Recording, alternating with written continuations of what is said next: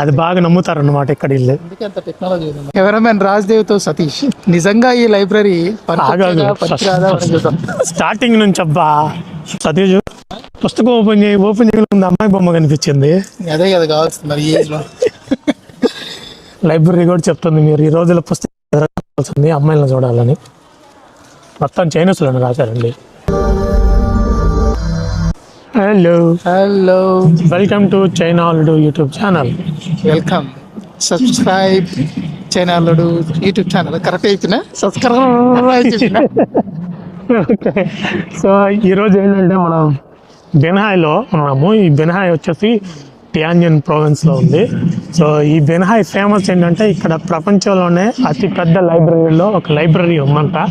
So ఆ library నాకు తెలిసి వీళ్ళందరూ ఇప్పుడు అందరూ ఫోన్లు చూడటం ఎక్కువ. ఇప్పుడు ఈ రోజుల్లో పుస్తకాలు చదివే వాళ్ళు ఎవరు ఉంటారు? ఉంటారు అనుకున్నా ఎవరన్నా?